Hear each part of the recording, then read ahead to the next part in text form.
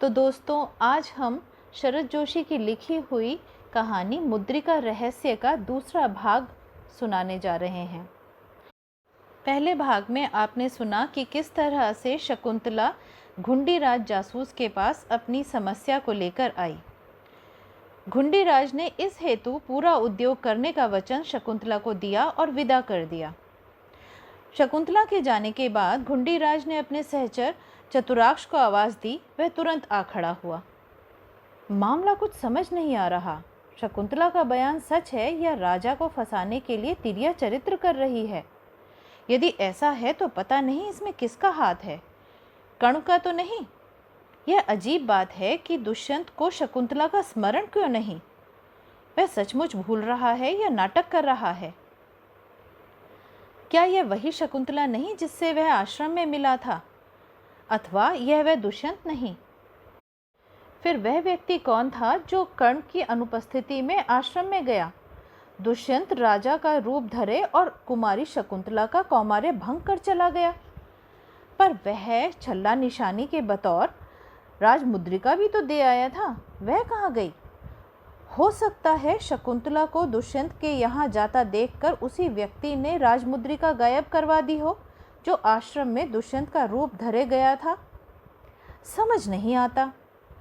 घुंडीराज जासूस इतना कहकर कक्ष में घूमते हुए विचार करने लगे। कुछ देर बाद चतुराक्ष से बोले, सुनो, इस मामले की हर कोण से छानबीन करनी होगी।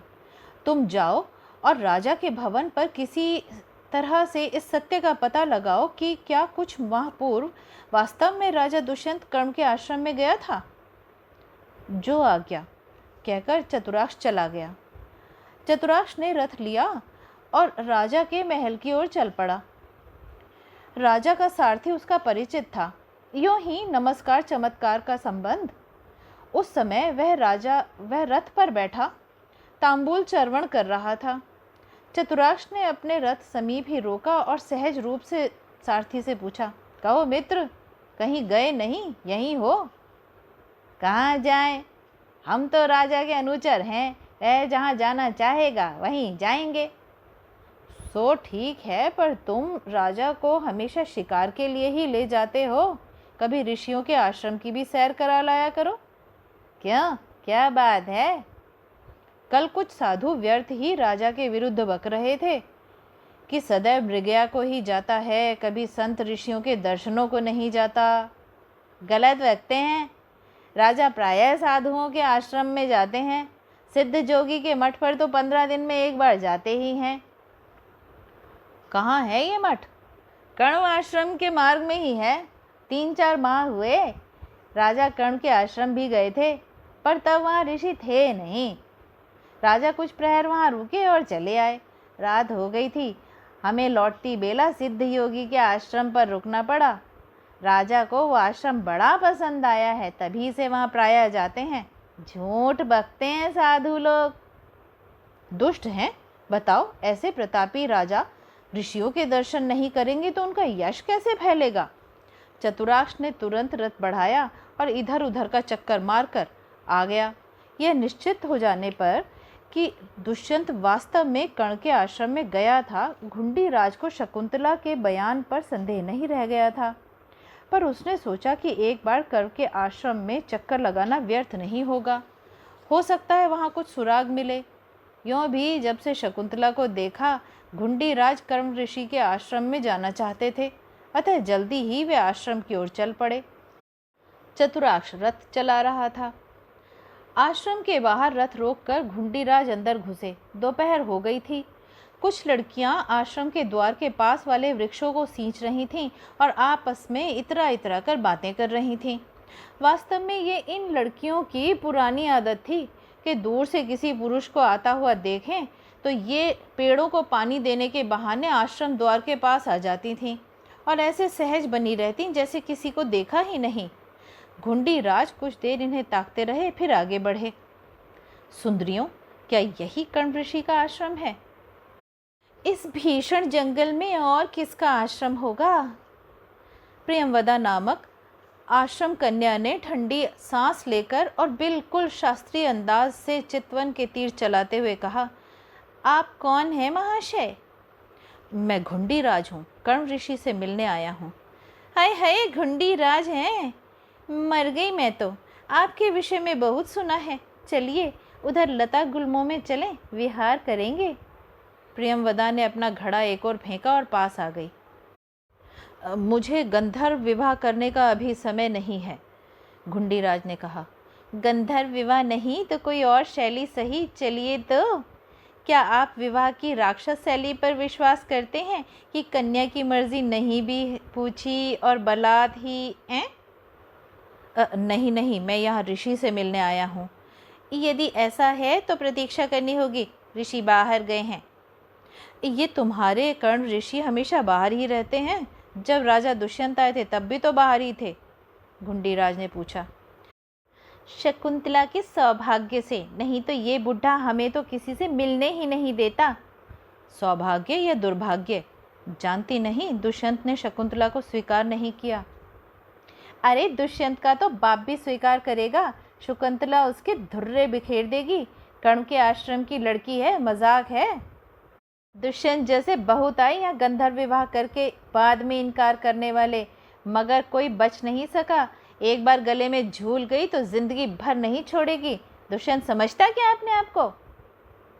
घुंडीराज लड़कियों का मुंह देखने लगे। भगवे और पीले रंग के कछौटे कसे, कान में कुंडल डाले, आश्रम में पली स्वस्थ लड़कियां गोल बनाए खड़ी थीं। उन्हें देखकर ये सोचना कठिन था कि एक बार गंधर्व विवाह करके इनसे पीछा छुड़ाया भी जा सकता है। इतने में कर्ण आते नजर आए। अब सब लड़कियां भागकर यहाँ वहाँ छुप गईं। कर्ण पुराने ऋषि थे, खुर्राट। 20-25 सालों से आश्रम चलाते थे और अच्छी खासी रकम बना लेते थे। शिक्षा देने के बदले शिष्यों से आसपास के जंगलों की लकड़ियाँ कटवाना, खेती करवाना, गाय ढोर पलवाना, सब्जी फल उगवाने जैसे कार्य करवाए जाते थे। ज़मीन आश्रम के नाम पर मुफ्त थी, परिश्रम भी मुफ्त हो जाता था, सो सालाना रकम अच्छी बन जाती थी। राजा और धनाढ्य लोगों से रकम दान में मिल जाती थी। शिष्यों को गुरु दक्षिणा देनी पड़ती, यदि वे गरीब होते तो बाद में नौकरी कर चुकाते। कर्ण से जब घुंडीराज ने बातचीत की तो वे बड़बड़ाने लगे। क्या बताएं, हमारे आश्रम में ऐसे मामले साल में 2 या 3 हो ही जाते हैं। आप ही सोचिए मैं क्या कर सकता हूँ? क्या 8 पहर निगरानी रखूँ? नगर के छोकरे आकर आश्रम के चक्कर काटते हैं, सीटी बजाते हैं, गुंडे कहीं के। आज के ज़माने में शांति से आश्रम चलाना मुश्किल हो गया है, पहले ऐसा नहीं था। और किसी को क्या कहें, खुद राजा दुष्यंत को ही लीजिए। यहाँ आया था उस छोकरी के साथ, क्या नाम है उसका? जी, शकुंतला। हाँ हाँ, शकुंतला, वही जिसे मेनका छोड़ गई थी और मैंने पाल पोस कर बड़ा किया। पाखंडी विश्वामित्र बड़े ऋषि बने फिरते हैं, राजाओं के यहाँ जाकर बड़ी रकम मारते हैं, एक लड़की को नहीं पाल सकते। अभी एक यज्ञ में मिल गए थे, मैंने शकुंतला वाला मामला उठाया। मैंने कहा छोकरी का ब्याह करना है, रुपया दो। 16 साल से तुम्हारी बच्ची पाल रहे हैं, क्या मतलब होता है? तो बोले मैं तो उस प्रसंग को भुला चुका हूँ, वह मेरी बच्ची नहीं अब तुम्हारी बच्ची है। मैंने कहा बुढ़े, ऋषि होकर तुझे शर्म नहीं आती? मेनका के साथ मज़े मारने के लिए आप और औलादें पालने के लिए हम। धूर्त, तपस्या का ढोंग करता है। एक औरत सामने आई तो लंगोटी खुल गई। यहाँ बरसों से आश्रम चला रहे हैं, कोई किस्सा नहीं हुआ। पर आप ही बताइए घुंडीराज जी, मैं इन बाहर से आने वालों का क्या करूं? मैं राजा दुष्यंत की बात कर रहा था। वह शकुंतला से गंधर्व विवाह करके चला गया। मैं थोड़ी देर के लिए बाहर गया था, लौट कर आया तो पता चला। इसमें आश्रम की बदनामी होती है, घुंडीराज ने कहा। अरे छोड़िए, लोग पैदा कर करके यहाँ वहाँ बच्चे छोड़ जाते हैं, उनकी बदनामी नहीं होती है। और मैं जो आश्रम में पाल पोस कर बड़ा करता हूँ तो बदनामी होती है, क्या कहने? कर्ण गुर्राए। इसीलिए मैंने इस बार शकुंतला को छोड़ने जाने वाले शिष्यों को कह दिया था कि अगर राजा स्वीकार ना करे तो भी इसे यहाँ वापस मत लाना, वहीं छोड़ कर आना। आप सोचिए घुंडीराज जी, मैं ऋषि हूँ, आखिर मुझे दुनिया में और भी काम हैं। वह मुद्रिका नहीं मिल रही जो राजा दुष्यंत ने शकुंतला को दी थी? घुंडीराज ने पूछा। अरे इन बातों में क्या रखा है? 5 हाथ की औरत सामने खड़ी है, उसे तो पहचाना नहीं, मुद्रिका पहचान लेगा? कैसी बात करते हैं, कर्ण बोले।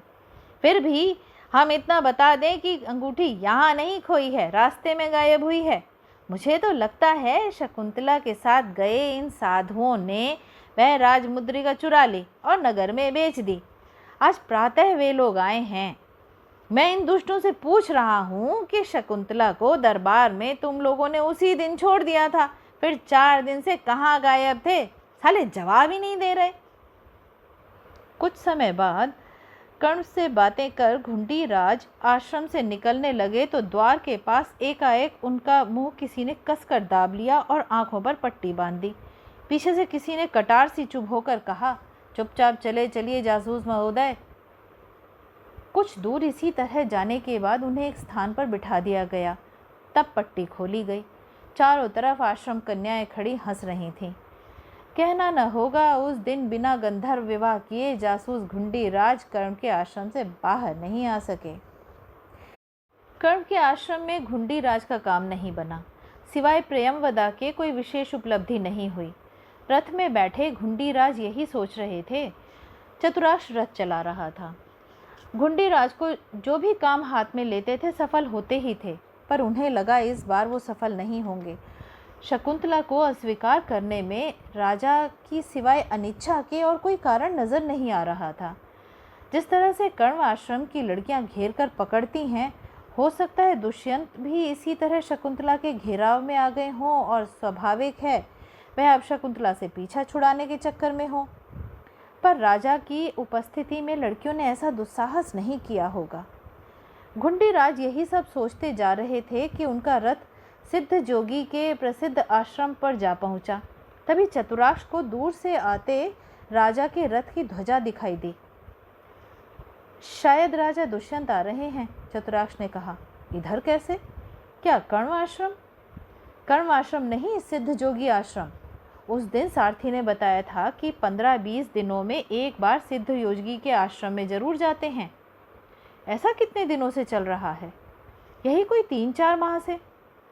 आश्चर्य है, कर्ण आश्रम जहाँ शकुंतला थी वहाँ जाने का समय दुष्यंत निकाल नहीं पाए, पर उसी के समीप सिद्ध जोगी के आश्रम में प्रायः जाते हैं। ये चक्कर क्या है? लगता है चतुराक्ष इसमें कुछ रहस्य है। तो रथ को लता गुल्मों में छिपा ले। राजा दुष्यंत का रथ आया और जोगी सिद्ध जोगी के आश्रम के मार्ग पर चला गया। संदूक से कतिपय आवश्यक वस्तुएं ले हमारे घुंडीराज भी वृक्षों में छुपते छुपाते आश्रम की ओर बढ़े।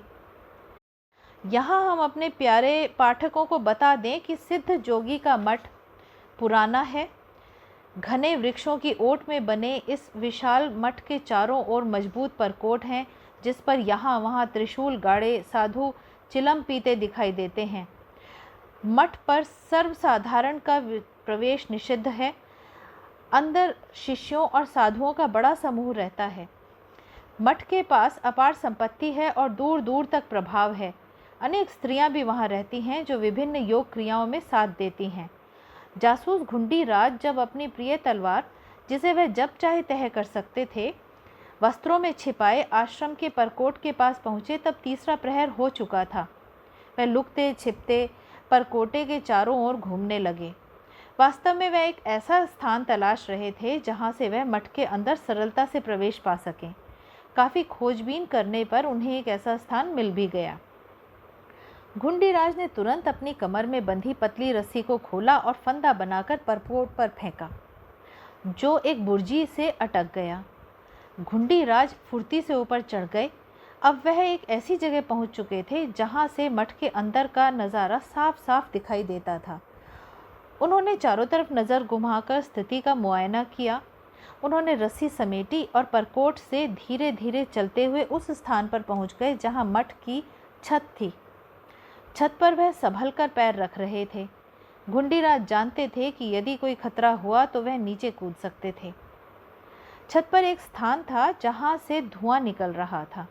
शायद मठ का रसोई घर होगा, घुंडीराज ने सोचा, पर झांकने पर कुछ और ही नज़ारा दिखाई दिया। धुआं एक कक्ष के बीच से बने कुंड से आ रहा था। पास ही व्याघ्र चर्म पर लंबी दाढ़ी में सुशोभित एक योगी राज बैठे थे। पास ही एक सुंदरी पंखा झलकर ठंडक पहुंचा रही थी। योगी राज के सामने हाथ जोड़े राजा दुष्यंत बैठे थे। घुंडीराज समझ गए कि यह दिव्य व्यक्तित्व सिद्ध जोगी हैं जिनके नाम पर मठ चलता है। राजा दुष्यंत आजकल इन्हीं का भक्त हो रहा है। सुनो, कर्ण के आश्रम से कोई छोकरी आई थी तुम्हारी रानी बनने? योगी राज एकाएक गंभीर स्वर में बोले। हाँ, पर मैंने पहचानने से इनकार कर दिया, दुष्यंत ने कहा। शाबाश। और पंखा झलने वाली लड़की की ओर देखकर बोले, वह स्थान तो हमारी माया के लिए सुरक्षित है। दुष्यंत के चेहरे पर मुस्कुराहट आ गई। उसने माया की ओर देखा। अब घुंडीराज का ध्यान भी माया की ओर गया। निश्चय ही वे शकुंतला से अधिक सुंदर थी। घुंडीराज के सामने एकाएक सारी स्थिति स्पष्ट हो गई। चूंकि राजा दुष्यंत माया को रानी बनाना चाह रहे थे, इसी कारण शकुंतला को टाल रहे हैं। तो दोस्तों, ये था मुद्रिका रहस्य का भाग दूसरा। तीसरा और अंतिम भाग आप कल सुनेंगे।